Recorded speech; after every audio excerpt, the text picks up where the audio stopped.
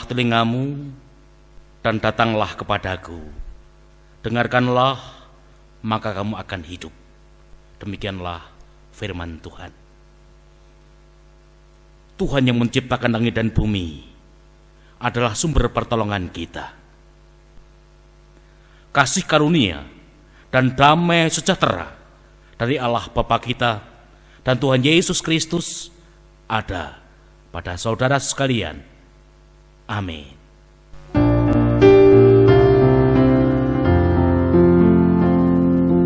Amin, amin, amin.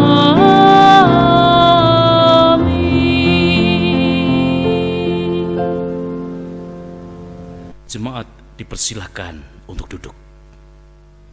Saudara yang terkasih, mari kita muliakan Tuhan Allah, muliakan pimpinannya dalam kasih sayangnya. Kita kidukan Kidung Jemaat 14 bait 1, 2, dan 3.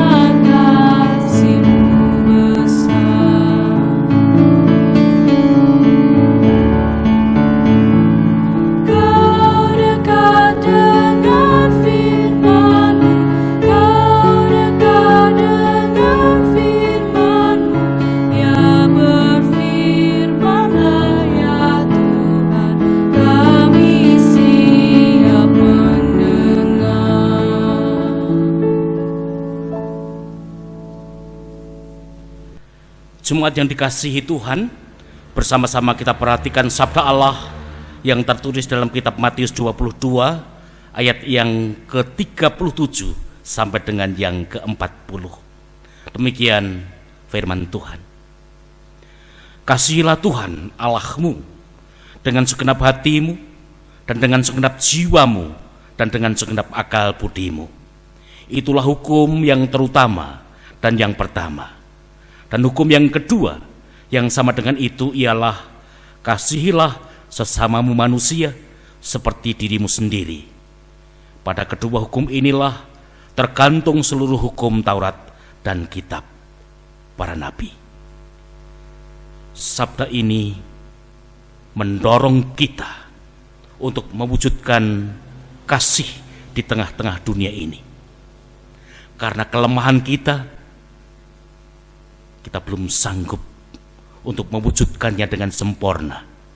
Artinya kita sering terjatuh di dalam dosa.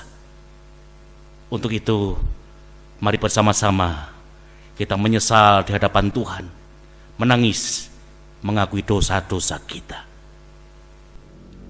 Marilah kita menyanyikan Kidung Penyesalan dari Kidung Jemaat 37 bait 1 dan 2.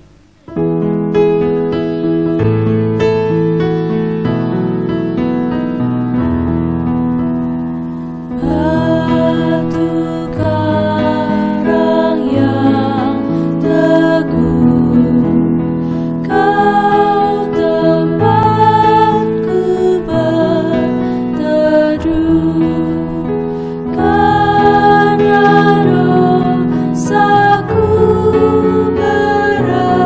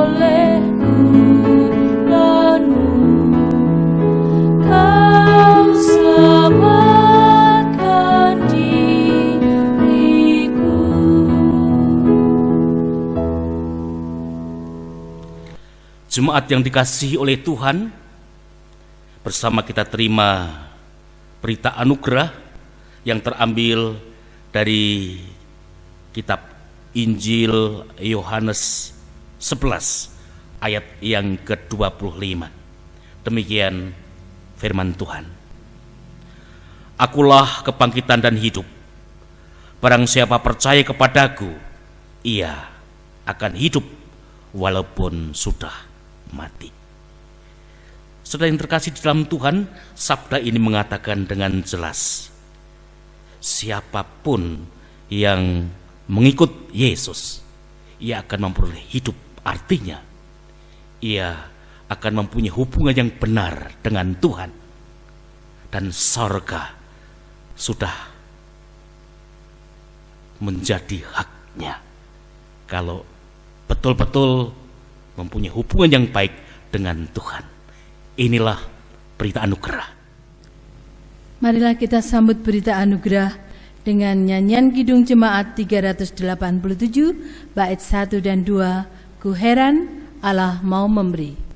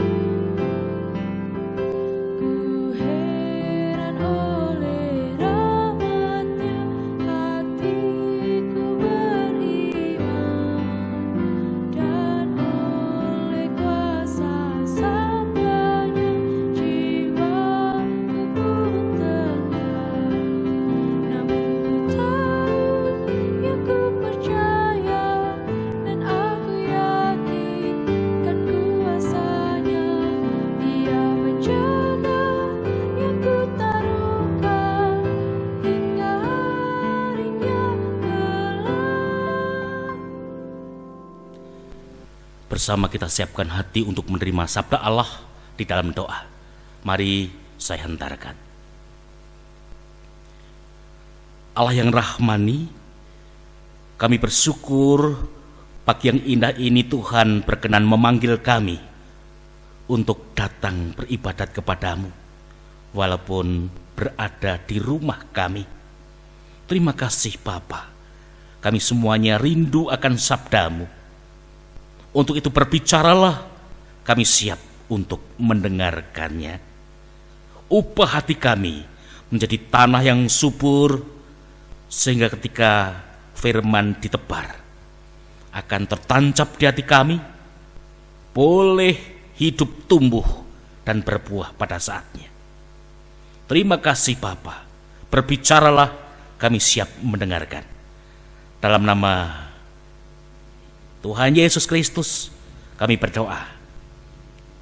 Amin. Saudara yang terkasih di dalam Tuhan, sabda Allah yang akan kita terima bersama-sama pada saat ini terambil dari kitab Injil Yohanes 20 ayat yang ke-24 sampai dengan ayat yang ke-31. Mari semuanya yang sudah membawa Alkitab, kita buka bersama-sama firman yang tertulis di dalam kitab Injil Yohanes 20 ayat yang ke-24 sampai dengan yang ke-31. Demikian firman Tuhan. Yesus menampakkan diri kepada Thomas. Tetapi Thomas, seorang dari ke-12 murid itu, yang disebut Didimus, tidak ada bersama-sama mereka ketika Yesus datang ke situ. Maka kata murid-murid yang lain itu kepadanya, "Kami telah melihat Tuhan." Tetapi Thomas berkata kepada mereka, "Sebelum aku melihat bekas paku pada tangannya, dan sebelum aku mencucukkan jariku ke dalam bekas paku itu dan mencucukkan tanganku ke dalam lambungnya, sekali-kali aku tidak akan percaya." 8 hari kemudian, murid-murid Yesus berada kembali dalam rumah itu, dan Thomas bersama-sama dengan mereka.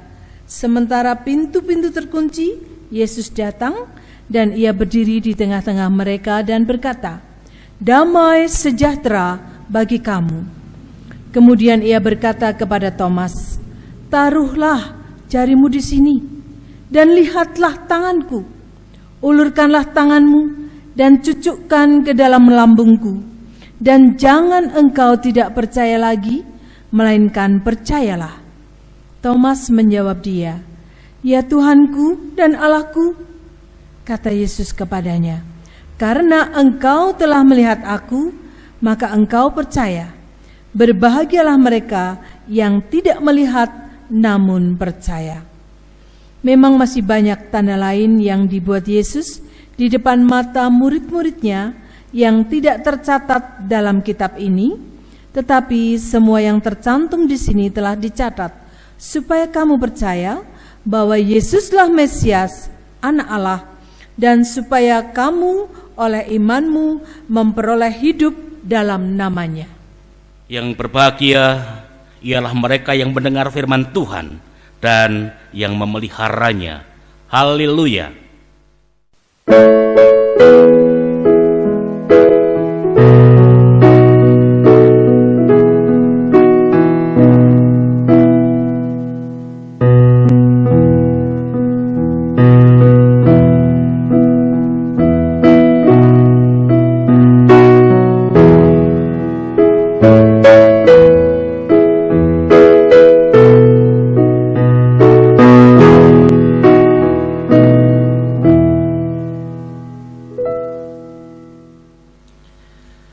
Selamat pagi, saudara yang terkasih di dalam Tuhan.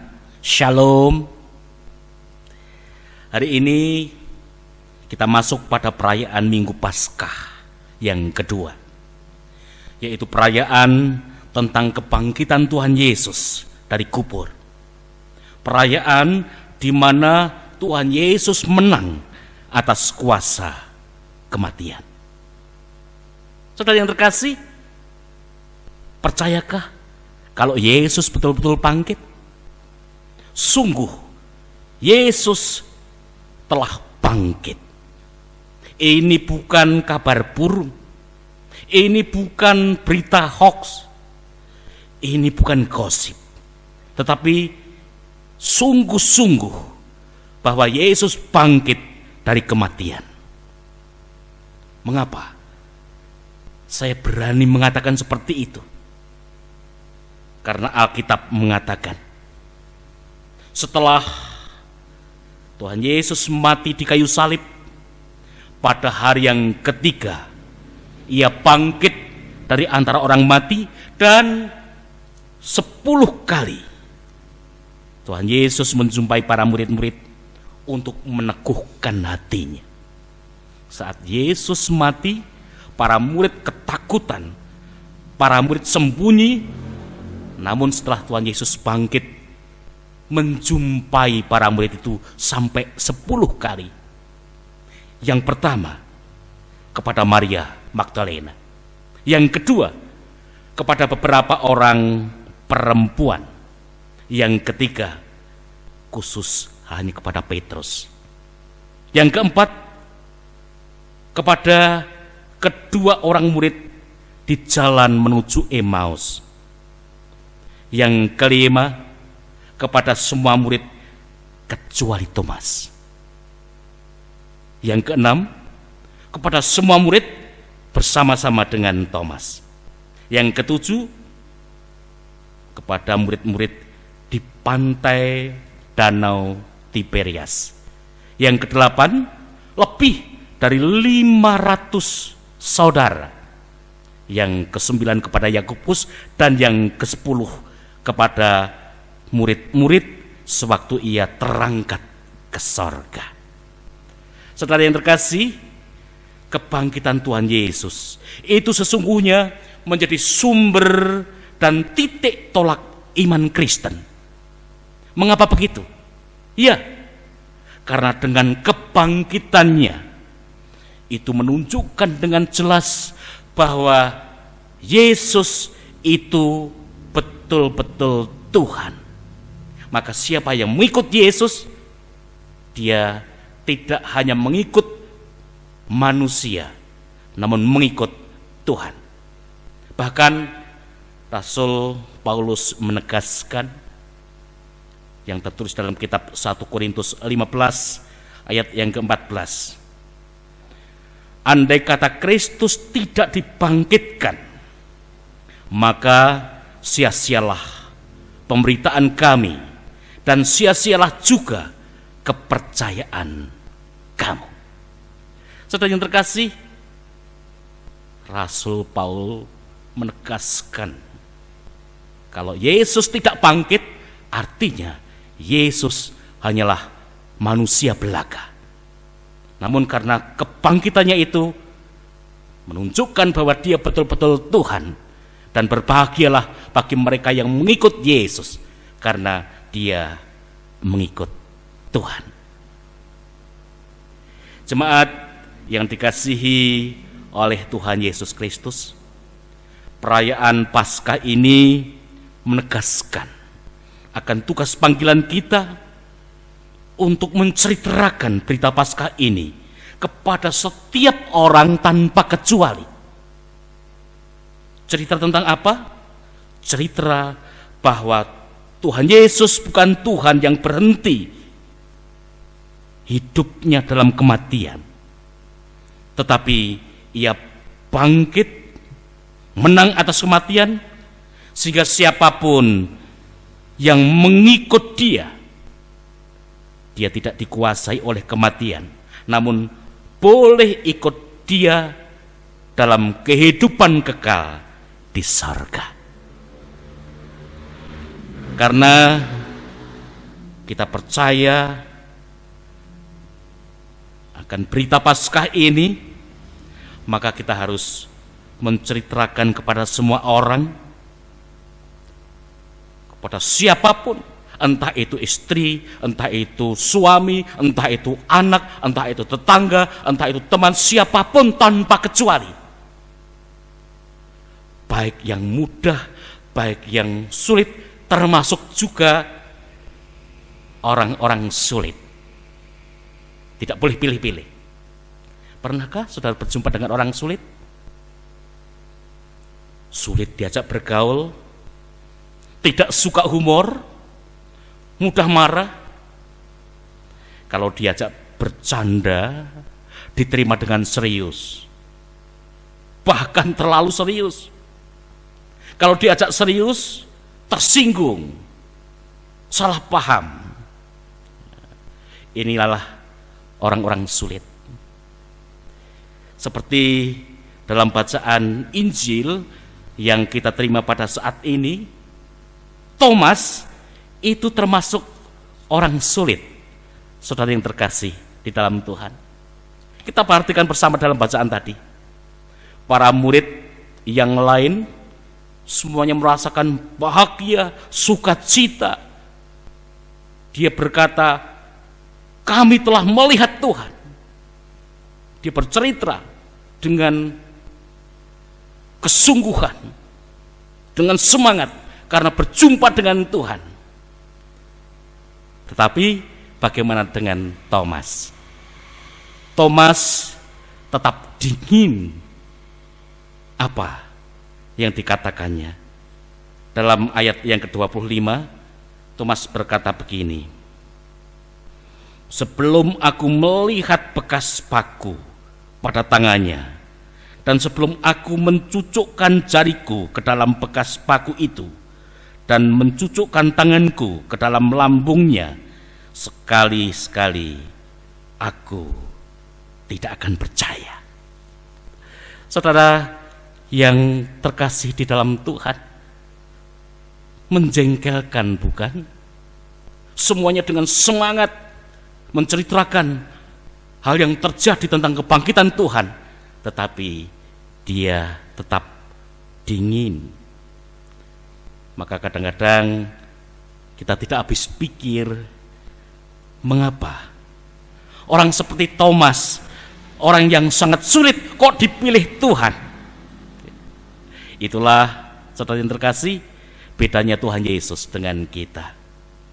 Tuhan Yesus menerima orang-orang yang modelnya seperti apapun juga diterimanya. Semuanya diberi kesempatan untuk menjadi muridnya, termasuk orang seperti Yudas pengkhianat itu, ataupun seperti Petrus si pengecut itu. Semuanya diberi kesempatan untuk menjadi muridnya. Kembali lagi, bagaimana caranya?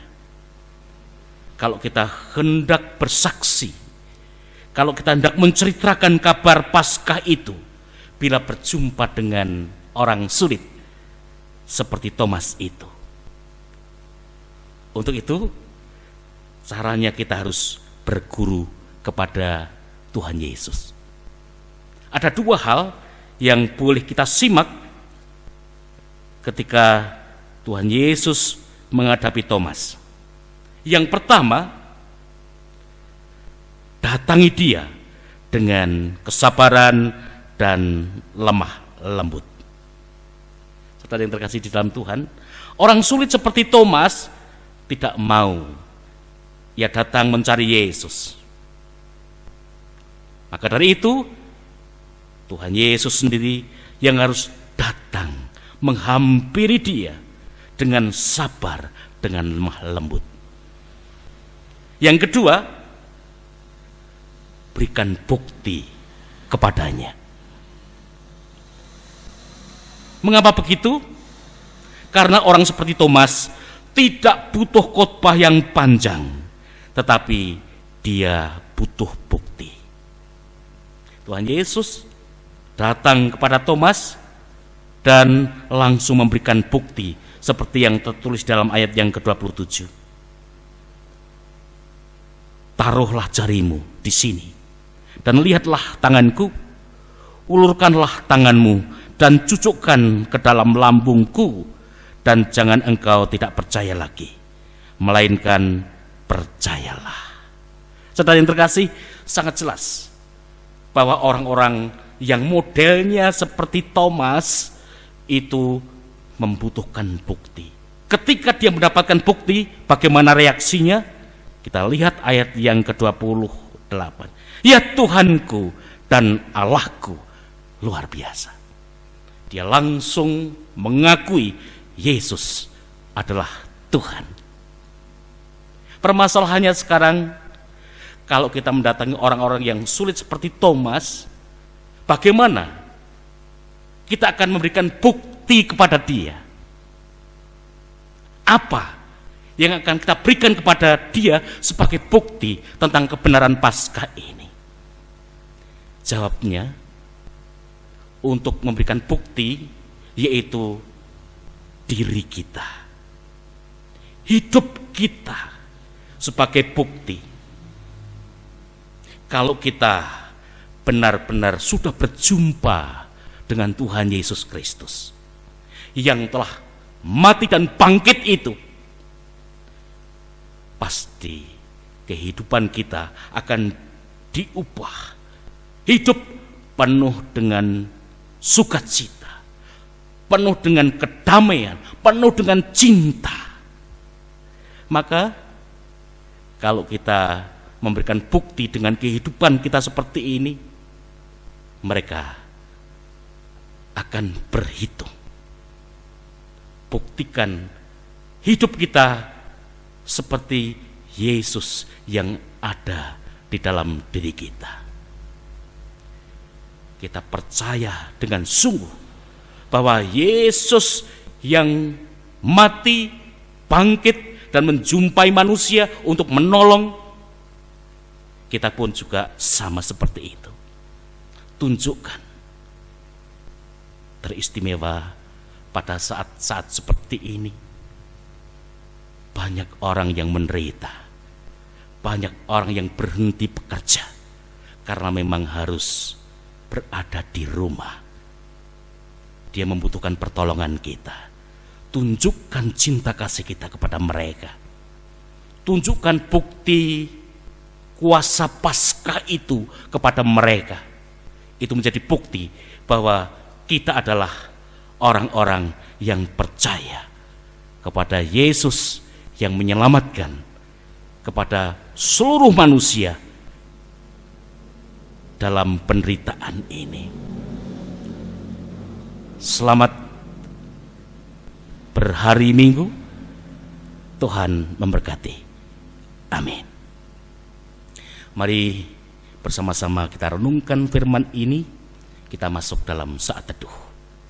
Saya hantarkan.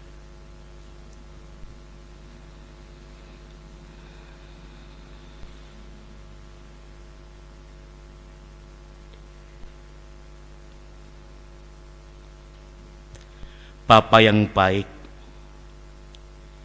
kami bersyukur bila pagi yang indah ini boleh mendengarkan sabdamu. Karena sabdamu lah yang terus memperbaharui kehidupan kami, yang semakin hari semakin sempurna. Terima kasih bila kali ini Engkau telah menegaskan agar kami menjadi saksimu, menceritakan akan kasih Tuhan kepada dunia ini, tentang cara Tuhan menolong manusia dengan menderita, mati di kayu salib, dan bangkit dari antara orang mati, yang mengalahkan kuasa kegelapan. Bagi orang yang mengikutmu akan tidak dikuasai lagi oleh kuasa kegelapan, melainkan boleh bersamamu hidup dalam terang bersama dengan Tuhan. Terima kasih Tuhan. Mampukan kami semuanya untuk terus menjadi terang dunia. Teristimewa pada saat sekarang ini, dunia sedang menangis karena dilanda virus corona. Banyak sekali yang kami lihat kematian akibat ganasnya virus corona.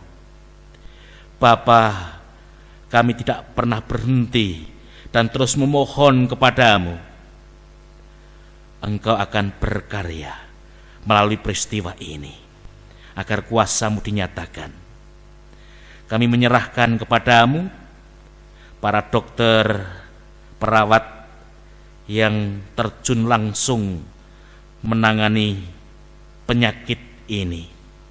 Berikan kemampuan, berikan ketelatenan, berikan kuasa, sehingga akan bisa menjalankan tugasnya dengan baik, yang membuat nama Tuhan dipermuliakan.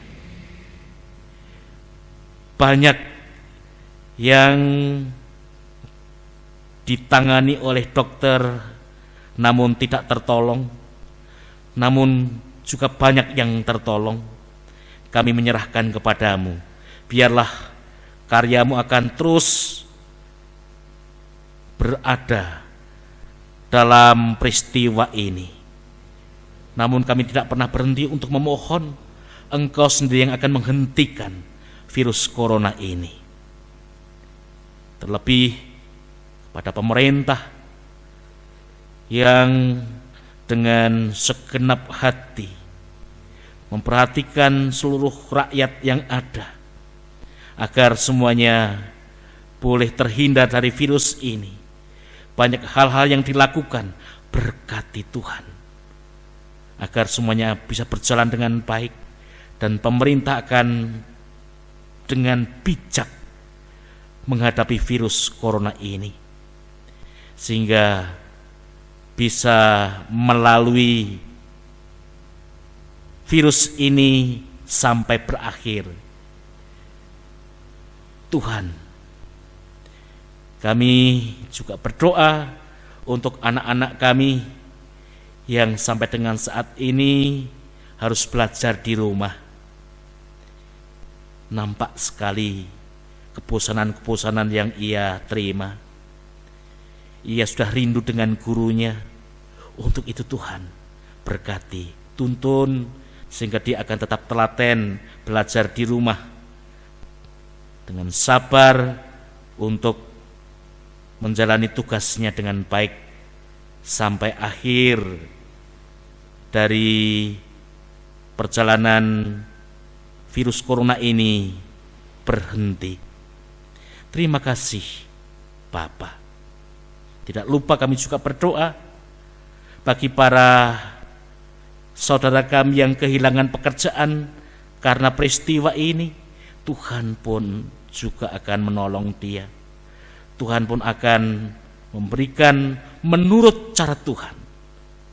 Sentuh hati saudara-saudara kami yang mempunyai harta lebih untuk memperhatikan bagi saudara-saudara kami yang saat ini betul-betul berkekurangan, sehingga semuanya bisa terjadi dengan baik, saling tolong-menolong dan saling memperhatikan. Terima kasih Bapa. Kami berdoa secara khusus teristimewa warga gereja GKJ Tawangmangu, mulai dari Gondosuli, Tawangmangu, Karanglo, Matesih, Ngargoyoso, kami serahkan kepadamu. Tuhan lindungi, Tuhan cukupkan semuanya, sehingga akan bisa menghadapi perkara yang besar ini dengan mengandalkan Tuhan, dan Tuhan akan terus melindungi. Terima kasih Bapa. Mohon ampun atas segala kesalahan dan dosa kami. Kunaikan doa syukur dan permohonan ini kepadamu hanya dalam satu nama yang agung dan penuh kasih, Tuhan Yesus Kristus. Ampuni dosa kami. Amin. Bapak Ibu Saudara yang terkasih, ada waktu bagi kita untuk mengaturkan persembahan. Marilah kita akan mendasari firman Tuhan dari Mazmur 96 ayat 8 dan 9 yang demikian. Berilah kepada Tuhan kemuliaan namanya, bawalah persembahan dan masuklah ke pelatarannya. Sujudlah menyembah kepada Tuhan dengan berhiaskan kekudusan. Gemetarlah di hadapannya, hai segenap bumi. Kita haturkan persembahan ini dengan diiringi Kidung Jemaat nomor 439 bait 1 dan secukupnya.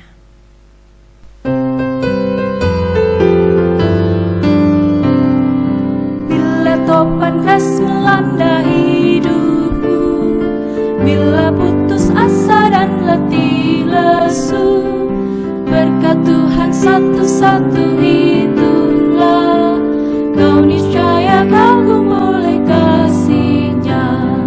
Berkat Tuhan mari hitunglah, kau kan kagum oleh kasih-Nya.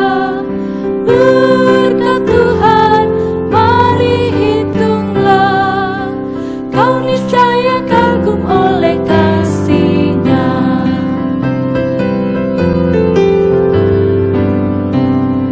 Adakah beban membuat kau berat, salib yang kau pikul menekan berat? Hitunglah berkatnya, pasti kau lega dan bernyanyi terus penuh bahagia. Berkat Tuhan mari hitunglah, kau kan kagum oleh kasih-Nya. Berkat Tuhan mari hitunglah, kau niscaya kagum oleh kasih-Nya.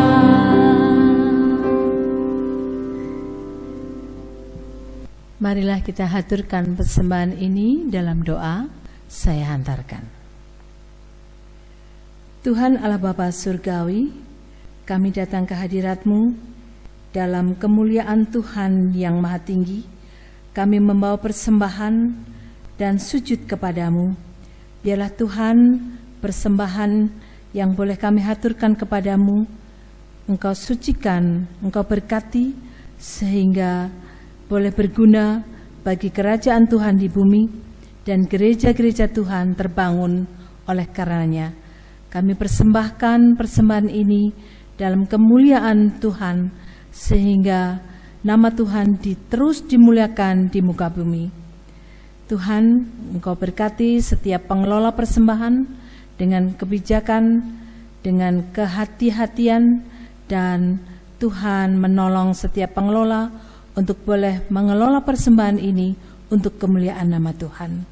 Terima kasih Bapa, Engkau memberkati kami sekalian, sehingga Tuhan, Engkau boleh terus memakai kami untuk boleh menghaturkan persembahan dengan ucapan syukur dan terima kasih. Bila terselip dosa, kami mohon ampun bersama-sama. Tuhan, kami tidak berdoa seperti yang Engkau ajarkan.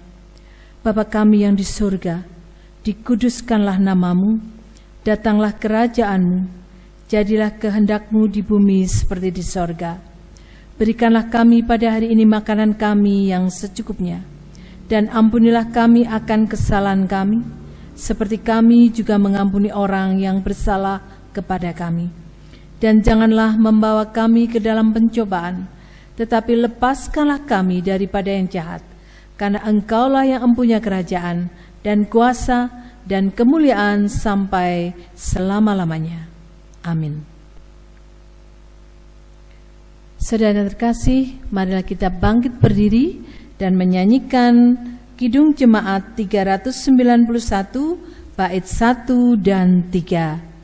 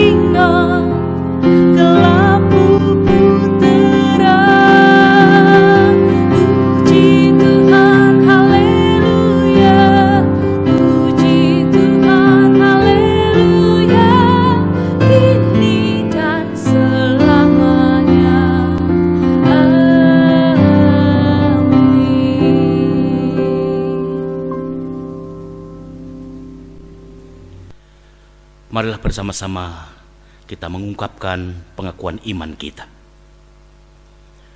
Aku percaya kepada Allah Bapa yang Maha Kuasa, Khalik langit dan bumi, dan kepada Yesus Kristus, anaknya yang tunggal, Tuhan kita, yang dikandung daripada Roh Kudus, lahir dari anak darah Maria, yang menderita di bawah pemerintahan Pontius Pilatus, disalibkan, mati dan dikuburkan, turun ke dalam kerajaan maut.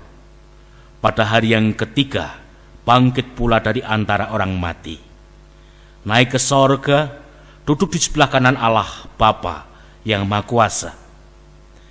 dan akan datang dari sana untuk menghakimi orang yang hidup dan yang mati. Aku percaya kepada Roh Kudus, gereja yang kudus dan am, persekutuan orang kudus, pengampunan dosa, kebangkitan daging, dan hidup yang kekal. Arahkanlah hatimu kepada Tuhan dan terimalah berkat-Nya. Tuhan memberkati saudara dan melindungi saudara. Tuhan menyinari saudara dengan wajah-Nya dan memberi saudara kasih karunia. Tuhan menghadapkan wajah-Nya kepada saudara dan memberi saudara damai sejahtera. Amin.